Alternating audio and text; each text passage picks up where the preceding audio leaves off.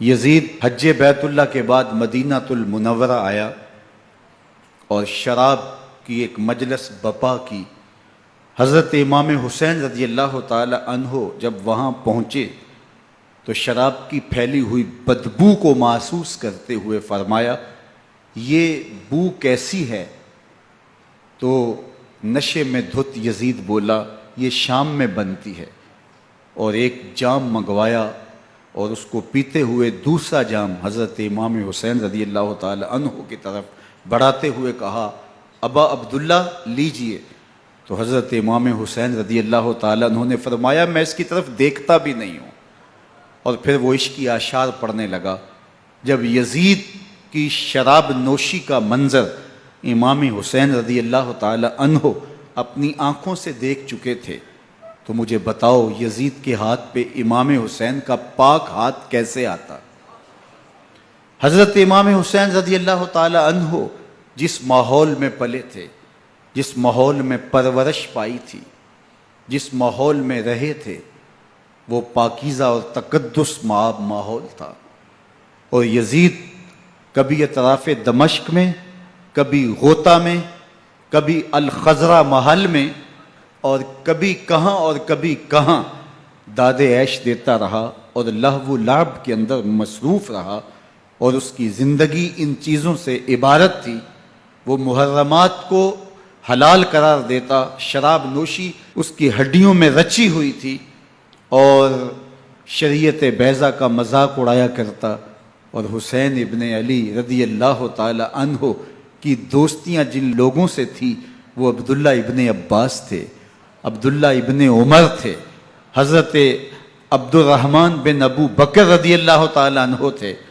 یزید تو جوا کھیلتا رہا، یزید تو قمار بازی کرتا رہا، یزید تو شراب نوشی کرتا رہا، اور حسین ابن علی مسجد نبوی کے ممبر میں حضور کے پہلوؤں میں بیٹھتے رہے۔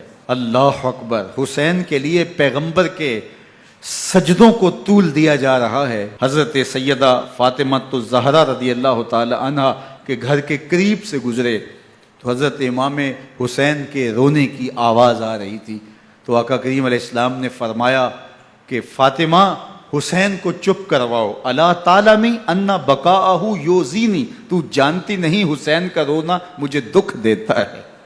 حسین ابن علی کو حضور رونے نہیں دیتے تھے، ان کو دکھی نہیں ہونے دیتے تھے، کیونکہ رسول اللہ صلی اللہ علیہ وسلم جانتے تھے کہ یہ کتنے دکھ سہے گا، کتنی تکلیفوں سے گزرے گا اور کتنے مصائب سہے گا۔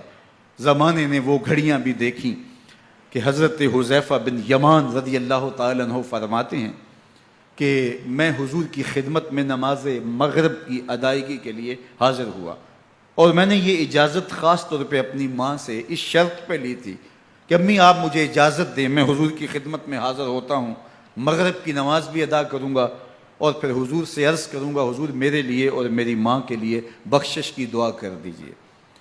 ماں نے اس شرط پہ اجازت دے دی اور میں حضور کی خدمت میں آ گیا، نماز مغرب ادا کی، سلام پھرا، لیکن حضور عبادات میں، ذکر میں، نوافل میں ایسے مشغول ہوئے کہ میں آرزو رکھنے کے باوجود بھی عرض نہ کر سکا۔